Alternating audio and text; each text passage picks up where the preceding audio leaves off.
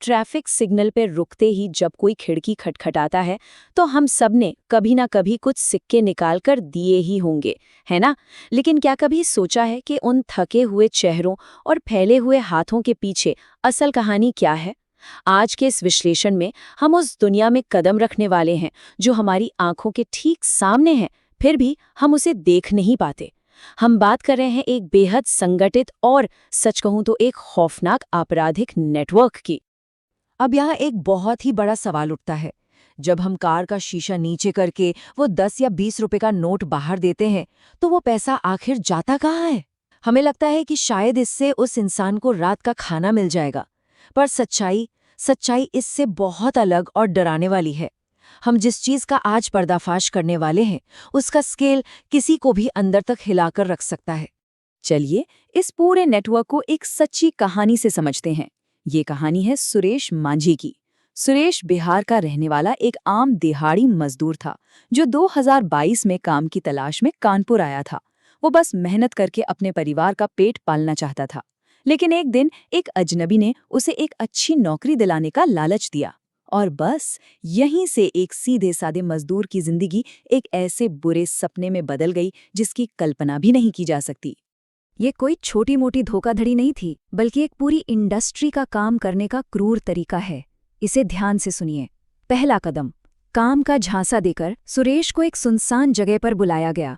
दूसरा कदम, और ये सच में रोंगटे खड़े कर देने वाला है, उसे नशीला पदार्थ दिया गया, आंखों में केमिकल डालकर अंधा कर दिया गया और उसकी उंगलियां बेरहमी से काट दी गईं। ऐसा क्यों?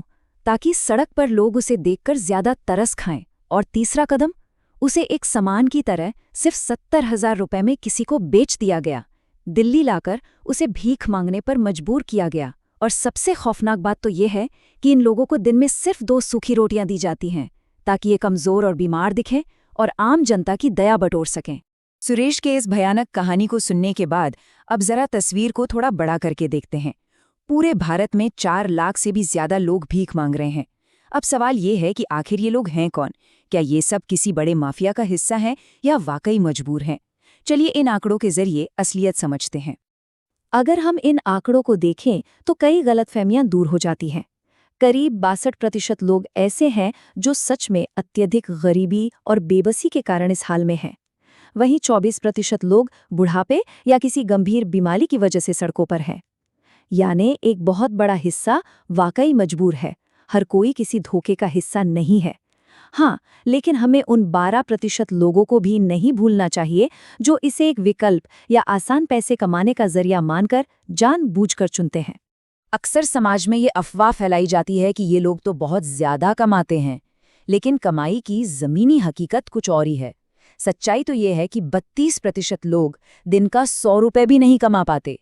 33% की कमाई महज 100 से 200 रुपए के बीच है। जरा सोचिए, ये दिल्ली जैसे शहर में एक मजदूर की न्यूनतम दिहाड़ी से भी बहुत कम है। और दुख की बात तो ये है कि ये छोटी सी रकम भी इनके पास नहीं रहती। दिन ढलते ही ये सारा पैसा गैंग लीडर्स और माफिया पूरी तरह से छीन लेते हैं। और अब एक ऐसा आंकड़ा जो शायद सबसे ज्यादा चौंकाने वाला है, 21%। जी हाँ, भारत में भीख मांगने वाले 21% लोगों ने बाकायदा 12वीं कक्षा तक पढ़ाई की है। यहाँ तक कि सरकारी आंकड़े बताते हैं कि 3,000 से ज्यादा लोगों के पास प्रोफेशनल डिप्लोमा या डिग्री तक है।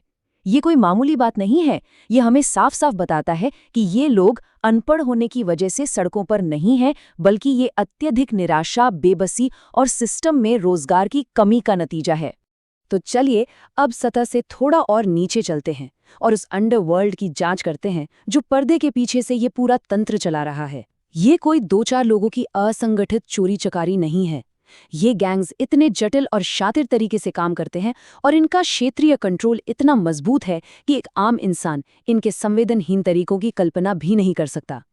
जरा इस एक नंबर पर गौर कीजिए, 1.5 ट्रिलियन रुपीस। ये भारत में संगठित रूप से चलने वाली भीख मांगने की इस इंडस्ट्री का अनुमानित आकार है। बिल्कुल, आपने सही सुना। ये कोई छोटा मोटा व्यापार नहीं है, बल्कि एक विशाल आर्थिक साम्राज्य है। और जाहिर सी बात है, जब दांव पर इतना बड़ा पैसा लगा हो तो माफिया के लिए इंसानों की कोई कीमत नहीं रह जाती। वो बस उनके लिए एक बिजनेस एसेट बन जाते हैं। माफिया की मानसिकता कितनी गिर चुकी है, ये इस एक बात से समझ आता है। जरा सोचिए, उनकी आपस की बातचीत कुछ ऐसी होती है। हमें इसके लिए कम किराया देना होगा। अगर वो एक गोल-मटोल सुंदर बच्चे को लेकर घूमेगी तो उसे पैसे कौन देगा? ये सुन के ही सिहरन होती है। ये खौफनाक हकीकत है कि कैसे ये लोग छोटे-छोटे बच्चों तक का इस्तेमाल हमारी और आपकी दया भावना को मैनिपुलेट करके अपना मुनाफा बढ़ाने के लिए करते हैं। आंध्र प्रदेश जैसे राज्यों से जो सच्चाई सामने आई है, वो सच में रोंगटे खड़े कर देती है।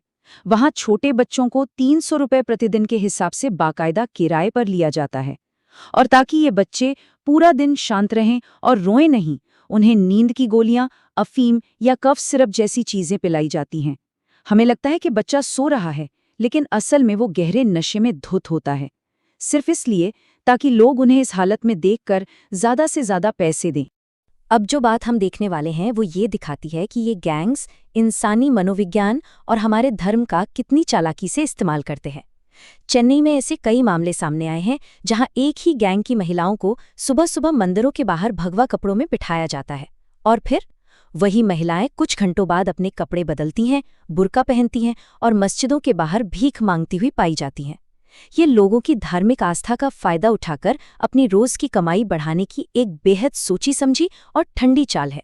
अब जाहिर है, इस पूरे नेटवर्क को चलाने के लिए रोजाना सड़कों पर बिठाने के लिए कमजोर शरीरों की लगातार जरूरत होती है, और इस मांग का सीधा सीधा कनेक्शन इस दिल दहला देने वाले आंकड़े से है। 60,000। भारत में हर साल लगभग 60,000 बच्चे गायब हो जाते हैं, और दुख की बात यह है कि इनमें से एक बहुत बड़ी संख्या उन बच्चों की होती है जिन्हें या तो ड्रग्स की लत में फंसा दिया जाता है या झूठे कर्ज के जाल में फंसाकर इसी भीख मांगने वाले रैकेट में धकेल दिया जाता है। इन खौफनाक सच्चाइयों को देखने के बाद मन में एक ही सवाल आता है कि आखिर सिस्टम क्या कर रहा है, प्रशासन कहाँ है?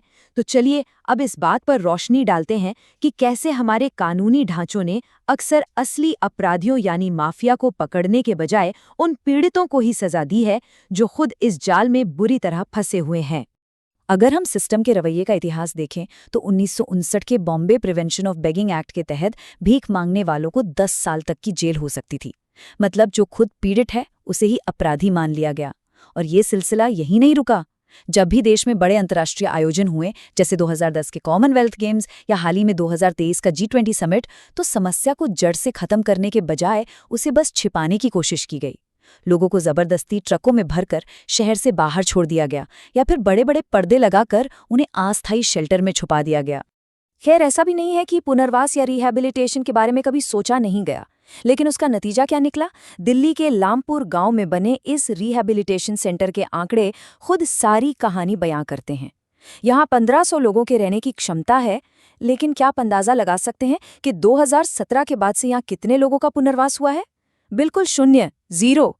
ये खाली पड़ी विशाल इमारत इस बात का जीता जागता सबूत है कि सरकारी फाइलों के समाधान और जमीनी हकीकत के बीच कितना बड़ा फासला है। हाल ही में कुछ नए तरीके भी आजमाए जा रहे हैं। उदाहरण के लिए, मध्य प्रदेश के इंदौर में 2025 में एक ऐसा नियम लाया गया है जिसके तहत भिखारियों को पैसे देने वाले नागरिकों पर ही FIR दर्ज की जा रही है। इसका मकसद शहर को पूरी तरह से भिखारी मुक्त बनाना है। लेकिन यहाँ एक बहुत ही गंभीर सवाल खड़ा होता है। बिना रोजगार के नए अवसर दिए अगर सिर्फ भीख मांगने पर पाबंदी लगा दी जाए, तो क्या ये बेबस लोग भुखमरी और खतरे के और भी गहरे जाल में नहीं धकेल दिए जाएंगे? इन सब खामियों को देखकर किसी का भी हताश होना बहुत आम बात है, लेकिन एक जिम्मेदार समाज के तौर पर हम अपनी रोजमर्रा की जिंदगी में बहुत कुछ बदल सकते हैं। हमें बस अपनी मदद करने के तरीके को थोड़ा सा बदलना होगा। आइए देखते हैं कि हम असल में कैसे एक सही और सकारात्मक बदलाव ला सकते हैं। इसके लिए हम एक छोटी सी चेकलिस्ट बना सकते हैं। पहला और सबसे जरूरी नियम, नकद पैसा यानी कैश कभी न दें। जब कैश रुकता है तो माफियाज की आर्थिक सप्लाई अपने आप कट जाती है। दूसरा, अगर कोई सच में भूखा या जरूरतमंद लगे तो उसे सीधे खाना, कपड़े या दवाइयां दे दें। तीसरा, अगर आप सच में कोई बड़ा बदलाव लाना चाहते हैं तो टीच फॉर इंडिया जैसे प्रमाणित NGOs को अपना समय या पैसा दान करें। चौथा, अगर आपको सड़क पर कोई चोटिल या नशे में धुत बच्चा दिखे तो तुरंत पुलिस को सूचना दें। और पांचवा, जो कि सबसे अहम है, उनके साथ इंसानियत और सम्मान से पेश आएं। याद रखें, वे भी इंसान हैं और उनमें से ज्यादातर लोग किसी न किसी शोषण का शिकार हैं। अंत में फैसला पूरी तरह से हमारे हाथ में है। खुद से ये सवाल ज़रूर पूछिए, क्या हमारा समाज यूं ही अपनी भावनाओं में बहकर इस माफिया को फंड करता रहेगा, या फिर हम एक ऐसा हाथ बढ़ाएंगे जो सच में जख्मों को भर सके। सड़क पर होने वाली हमारी अगली प्रतिक्रिया किसी की जिंदगी हमेशा के लिए बदल सकती है। सही जानकारी और सही कदम ही इस गहरे अंधेरे को मिटा सकते हैं। इस चर्चा में हमारे साथ जुड़ने के लिए बहुत बहुत धन्यवाद।